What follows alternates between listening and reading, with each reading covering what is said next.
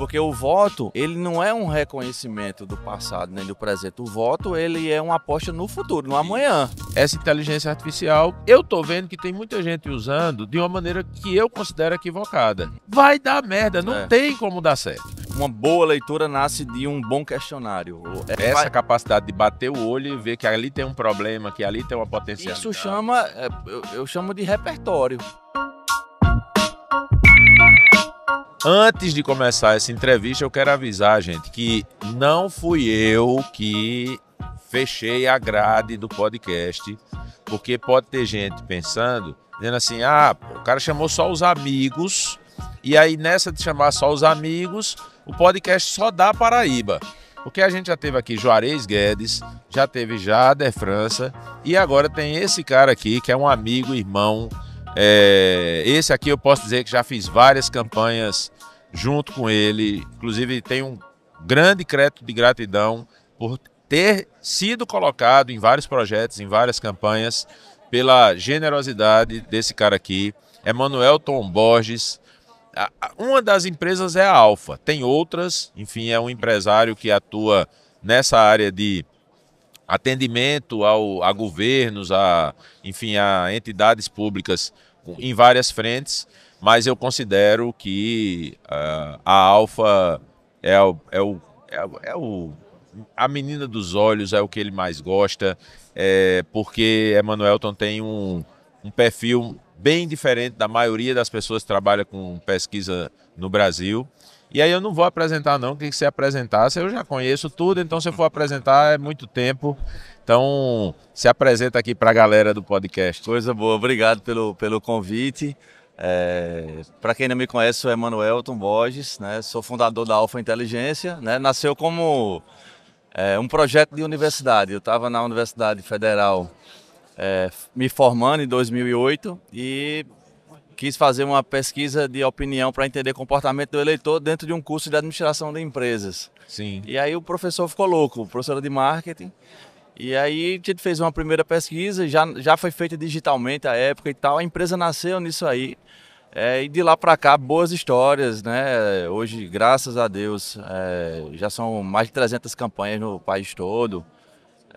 Estava até fazendo material para cá, teve uma campanha presidencial, 6 governadores, 9 senadores, 250 prefeitos, 30 deputados federais e estaduais, aí tudo nessa jornada, levando aí a nossa vontade de fazer o melhor todos os dias para o país todo, com muita tecnologia aplicada. Então, como eu disse, quando nasceu em 2008 já foi com tecnologia embarcada, mas a partir de 2010, 2012, a gente montou um núcleo interno de tecnologia que permanece até hoje. E todo o ferramental nosso de coleta, processamento, análise é próprio, né? Então tem essa tecnologia embarcada que ajuda bastante na tomada de decisão. Então nessa trajetória, tive o prazer de cruzar com você e nada mais fácil do que me juntar a boas pessoas e bons profissionais, né? Então a recíproca ela é verdadeira nisso aí. Esse negócio de tecnologia é muito importante porque um diferencial mesmo que a Alfa tem, é essa base tecnológica. Enfim, as pesquisas elas são feitas utilizando a metodologia que deve ser utilizada na pesquisa, mas tem uma base tecnológica, por exemplo, não é de agora não, né? Essa modinha de BI, a Alfa eu já uso isso desde, sei lá, antes de 2020 a gente já trabalhava nessa perspectiva. E tem um negócio que é muito engraçado, porque a gente está no mercado onde, como é a entrega de uma pesquisa? A entrega de uma pesquisa é um PDF que chega no WhatsApp do candidato e diz, tá aí a pesquisa, né? E a Alfa tem um diferencial que assim, a entrega da pesquisa da Alfa é um login e uma senha. Então, manda o login, manda a senha, diz, você vai entrar nesse site aqui com esse login, com essa senha, e você vai ter acesso a tudo. Não é um relatório que eu vou mandar para você, você vai ter acesso a tudo, você vai fazer os cruzamentos que você quiser fazer, você vai olhar, você vai poder analisar número por número, dado por dado.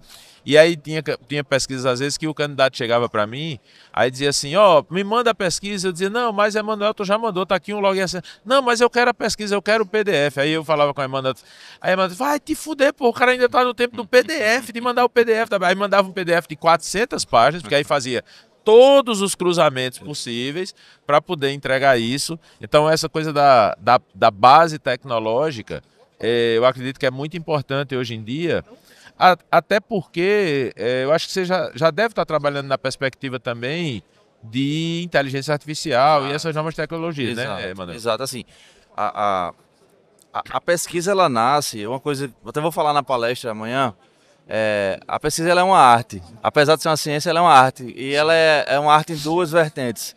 A arte de saber perguntar bem e a arte de saber ouvir melhor. Então, quando eu sei o que eu vou perguntar, eu vou extrair a informação correta e a partir dessa escuta inteligente, eu vou aplicar da forma adequada. Então, tudo vai nascer na formatação de um questionário bem feito. Porque não Sim. adianta eu ter inteligência artificial, inteligência humana, cognitiva, se eu não tenho um dado bem trabalhado. Sim. Então não adianta eu perguntar, vota em quem para prefeito? Mas assim, eu posso perguntar outros, a gente chama de molas propulsoras. Quando o cara fala, a aprovação do governo está em 70. Mas a gente consegue ter perguntas dentro do questionário que eu consigo prever que aquela aprovação vai cair ou vai aumentar. Porque, Sim. por exemplo, esse regular desse cara, como é que tá? É um regular que é mais positivo ou é mais negativo? Ou do tipo, Começa um prefeito, ó, em relação a Emerson Saraiva, o prefeito Emerson Saraiva, você diria que ele está fazendo muito, está fazendo pouco, está fazendo mais ou menos, de forma geral. Ah, ele está fazendo mais ou menos. Aí o cara tem 70 e está fazendo muito, é menor do que o mais ou menos, ou seja, essa aprovação ela tá ali bamba, ela tá no Sim, espuma. sim. Então quando eu tenho ele está fazendo muito pela cidade, ela é muito mais elevada, eu tenho um colchão para acomodar aquela aprovação. Então, quando a gente vê esses indicadores, aí a tecnologia vem para auxiliar que eu consigo ir fazer os hiperfiltros. Então, eu quero saber quais são, na estatística chama de clusterização. Então, quais são meus clusters? Então, de repente, a minha aprovação maior é entre mulheres evangélicas de determinado bairro ou determinada região. E a minha desaprovação está entre menor renda jovem. Eu vou isolar esse menor renda jovem para estudar esse cara, para poder fazer com que esse cara que é contra, ele passe a, no mínimo, ficar neutro. Né? Então, assim, a tecnologia vem nesse sentido. E o uso da inteligência artificial, ela dentro da nossa plataforma, ela vai fazer o seguinte. Imagine que eu estou em Florianópolis, né, como estamos, e eu atendo um político aqui, eu já tenho, nesse relacionamento, 10 rodadas de pesquisa em 2 anos, por exemplo. Eu vou usar a IA para dizer o seguinte. Quais são as regiões e o público de renda que eu tenho a menor incidência de aprovação? E traga isso em todas as rodadas. Aí a IA vai lá no banco de dados, vai puxar, dizendo, ó, a região central, mulheres de tal faixa etária, região central, tua aprovação ela vem caindo historicamente, ou ela vem subindo historicamente. Ou do tipo, eu quero saber como é que está entre os evangélicos a minha aprovação na série histórica. Ele vai trazer essa série histórica de forma geral. Então a tecnologia vai ajudar muito para isso. E vai muito além para trazer o que a gente chama da estatística inteligente. Exemplo, para quem não é do meio, a gente tem várias técnicas de análise de dados. Regressão logística, árvore decisória, razão de chance, cruzamento, que é o mais comum.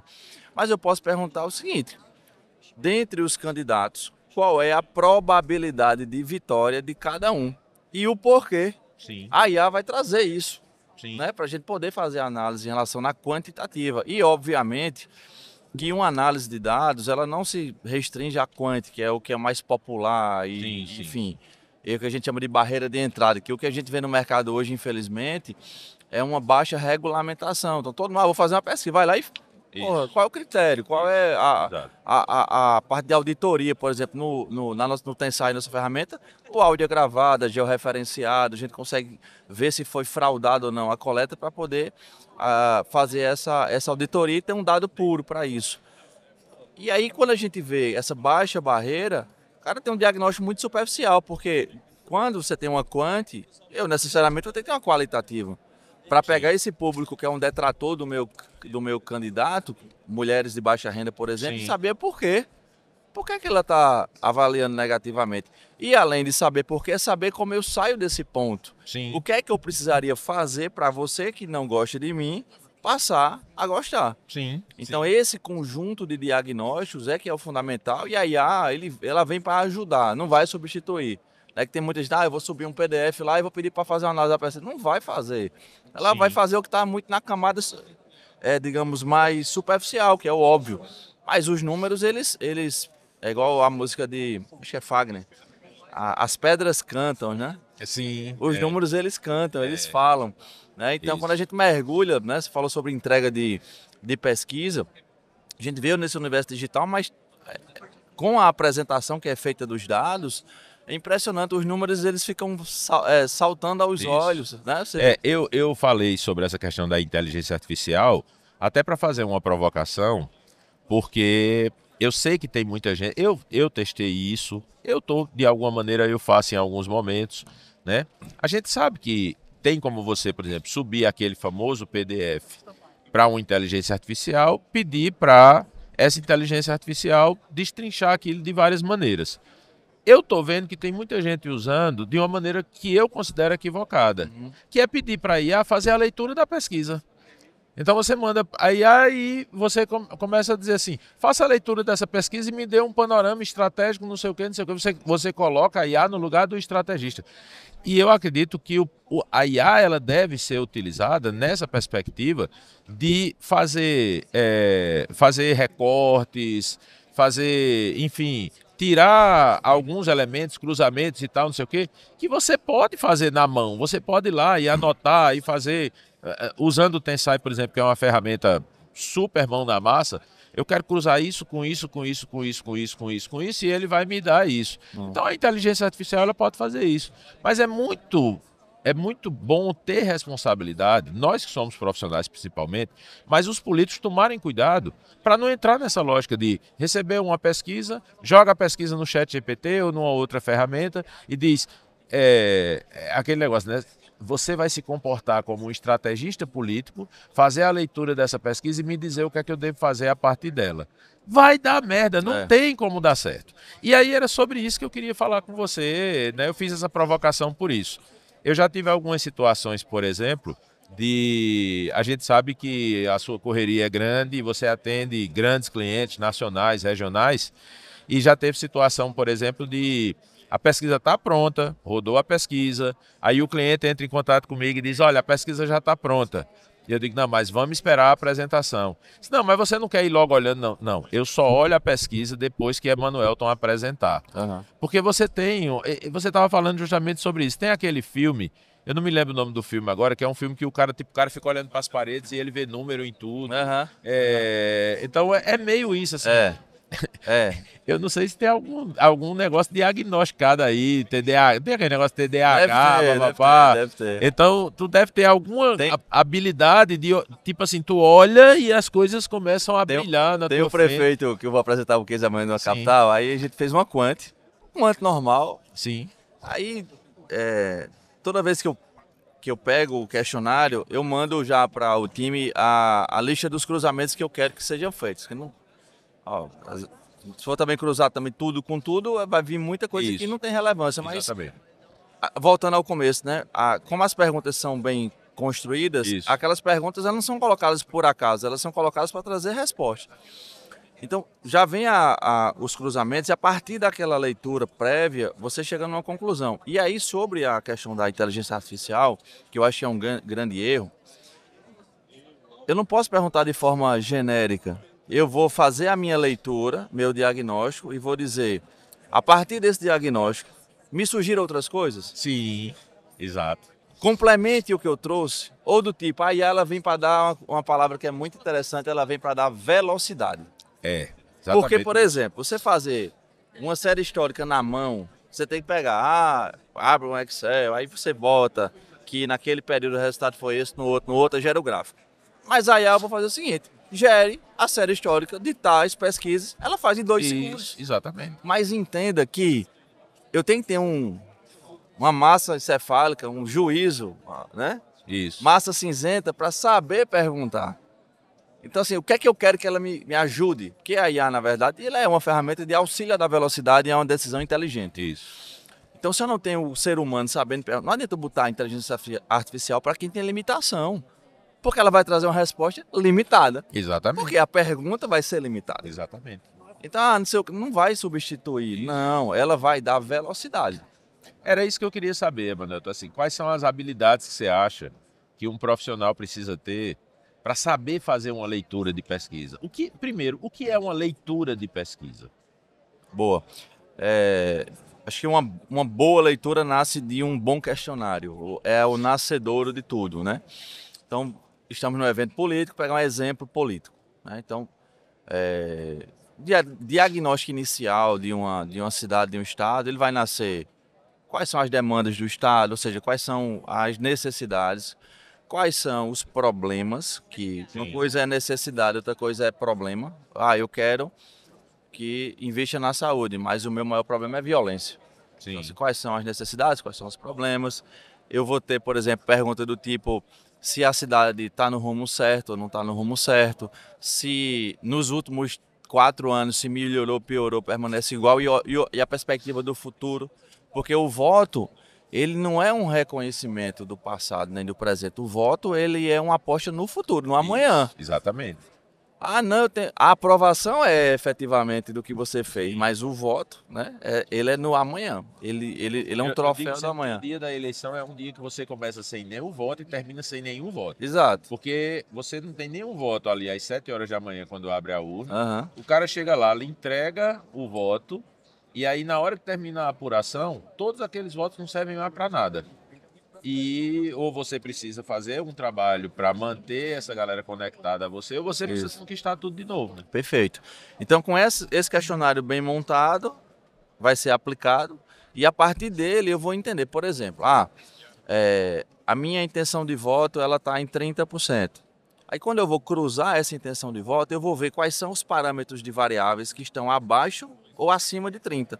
Então, por exemplo, entre as mulheres eu estou com 22, mas entre os homens eu tenho 40. Então eu tenho um gap nas mulheres aqui. Aí eu vou abrir um segundo filtro das mulheres. E dentre as faixas etárias das mulheres, como é que tá? Então, de repente, os meus 22% das mulheres, eles estão sendo puxados para baixo numa faixa etária mais velha. Aí essa faixa etária mais velha, eu vou ter outra pergunta. Como é que a pessoa se informa do que acontece no dia a dia? WhatsApp, Instagram, rede social? Isso. Essa faixa etária mais velha, ela de repente não está no Instagram.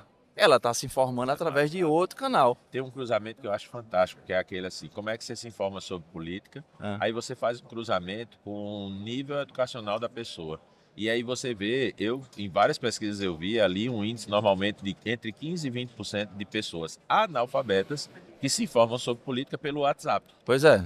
Ou seja, não tem fonte de conferência, é o que chega lá, né? Isso. Então, se é verdade, se é mentira, tá lá. Não, e aí é onde entra aquela coisa assim, mande áudio, porque o cara não lê, o cara tá ali só escutando o áudio, vendo o vídeo. Perfeito. Então, essa leitura aprofundada do tipo problemas, né? Quais são os problemas da região, do local? Violência, saúde. Se é um prefeito que está no mandato, né, em reeleição, por exemplo, se é saúde, beleza. Mas qual esfera de saúde? Sim. Eu tenho uma cidade de 420 mil habitantes que eu atendo, que a saúde é o maior problema, mas o município não tem hospital. O hospital é do federal, da Universidade Federal e do estado. Aí a gente fez uma segunda pesquisa só na saúde do município. O paciente, quando saía da UBS ou da UPA do município ou da policlínica, a gente avaliava e viu que na saúde municipal a saúde era bem avaliada. Sim. Mas a saúde dos outros equipamentos puxando para baixo. E aí a culpa é de quem? Do poder público. Aí você tem que posicionar o prefeito para poder separar o joio do trigo. Entendi. Eu aqui na minha saúde, o índice constitucional é 15%, acho que 15%, estou investindo 25%. Então eu estou fazendo a minha parte. Mas se você não comunica, o cara vai botar na sua culpa, porque infelizmente numa cidade tudo é culpa do prefeito. O buraco é o prefeito, o saneamento é o prefeito. Então assim, faltou energia. A gente viu em São Paulo, na Enel, você viu que foi pau no gestor, né? Exatamente. Não, é isso. Você chega, por exemplo, num posto de saúde, é mal atendido, a culpa não é de quem atender mal, a culpa é do prefeito. Que deixou a pessoa lá. Exatamente. Então o prefeito é o grande síndico da cidade. Então a leitura correta vai trazer ações específicas. E eu sou um entusiasta de uma teoria, né, que eu coloco em prática, que é a teoria de Pareto. Né? A teoria de Pareto diz que 80% dos resultados vem de 20% de esforço. Isso é igual bateria de carro.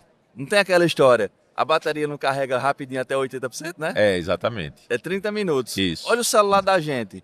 Isso. Quando chega em 90%, ele gasta o mesmo tempo de carregar de 0 a 90, os Isso, 10 que faltam. exatamente. Então, por que eu vou fazer o esforço para chegar em 100? É. Então, quais são as estratégias que eu vou E implementar? aí o grande desafio é assim, ou você foca nos 20% e não se preocupa tanto com os 80%, Isso. ou você encontra uma estratégia para ter nos 80% o mesmo resultado que você tem nos 20%. Perfeito.